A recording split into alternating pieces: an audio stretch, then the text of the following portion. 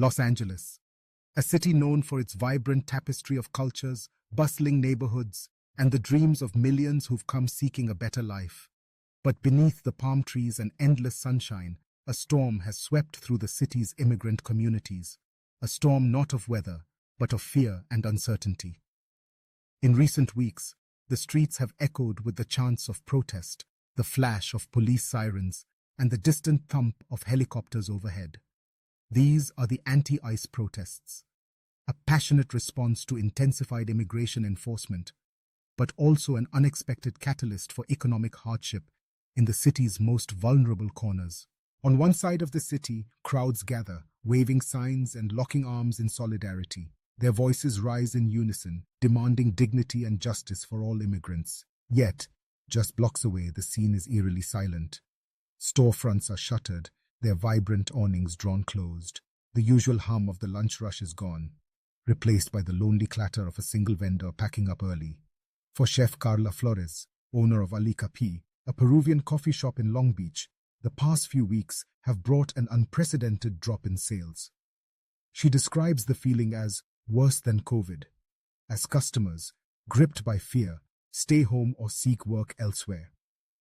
Where laughter and music once filled her shop, now there is only the quiet whir of the espresso machine and the anxious glance toward the front door. Across the city, animated graphs chart the economic fallout in real time. One curve plunges sharply downward, illustrating a 70% drop in sales for immigrant-owned businesses in the wake of the protests and ICE operations. Another graph, shaded in somber blues and grays, tracks the decline in new business licenses, a trend that threatens to reshape the very foundation of Los Angeles' entrepreneurial spirit. In 2024, the city issued just over 30,000 new licenses, a stark 7% drop from the previous year and nearly half of what it was a decade ago. Each data point tells a story: a family's dream deferred, a shop lost, a community fraying at the edges. Meanwhile, the city's response has only heightened the sense of crisis. The mayor's curfew, imposed in an attempt to stem vandalism and violence, has cast a shadow over neighborhoods like Little Tokyo and the historic core. There, headlines from major news outlets flash across the screen. Immigration raids in Los Angeles hit small business owners. It's worse than COVID. Trump's deportation raids strip LA streets of life. The curfew, meant to protect, has instead emptied the streets, closing restaurants and boutiques early and sending workers home without pay. Animated maps overlay the city, highlighting zones most affected by the curfews and enforcement activity. Areas once bustling with commerce, now quietly suffering. Split screens bring the contrasts into sharp relief. On one side, the determined faces of protesters, hands raised in defiance, their voices unwavering. On the other, a lone vendor in Boyle Heights, hurriedly stacking crates of fruit before dusk. His eyes dart nervously at the passing convoy of National Guard vehicles, their presence a stark reminder of the escalating tension.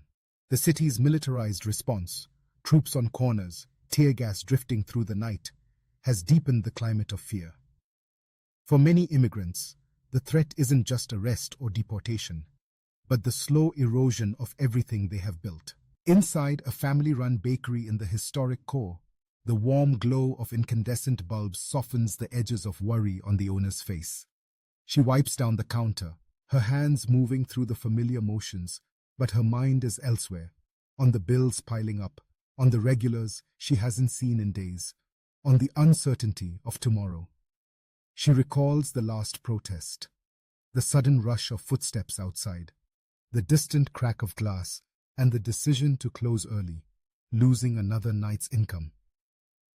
"We want to support the community," she says softly, "but we're scared. Every day, it feels like there's less hope."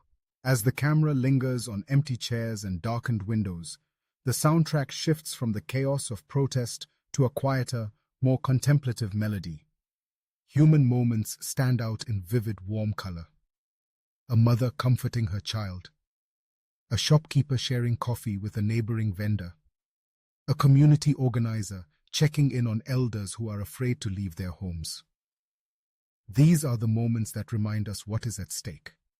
Not just dollars and cents, but the very fabric of Los Angeles itself. Yet, amid the hardship, there is resilience.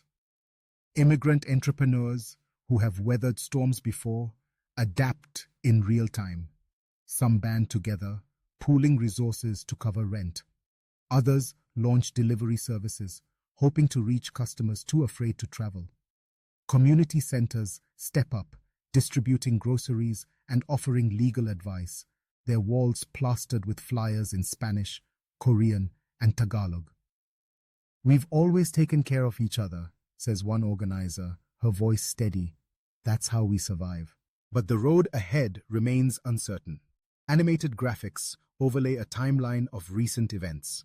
ICE operations, nightly curfews, marches, and economic data spiraling downward. Each headline underscores the urgency of the moment. The protests were meant to defend the rights of immigrants, to shine a light on injustice. Instead, they have cast a pall over the very communities they sought to protect. Communities whose businesses have long been the beating heart of Los Angeles. As the sun sets over the city, a final montage brings together faces from every corner of LA. Vendors loading up carts, children peering out from behind curtains, protesters raising candles in a vigil for those detained. The city is quiet now, but the questions linger. How does a community heal when caught between the twin forces of fear and hope? Can Los Angeles, a city built by immigrants, find a path forward that protects both its people and its promise? In this urgent moment, the answer is still being written, by the hands of small business owners, by the voices of protesters, and by the resilience of a city determined to survive. The fate of Los Angeles' immigrant-owned businesses hangs in the balance, a powerful reminder that every action, no matter how well-intentioned, can have consequences, both seen and unseen. And as the city grapples with uncertainty, one truth remains clear. The story of Los Angeles is and always will be the story of its people.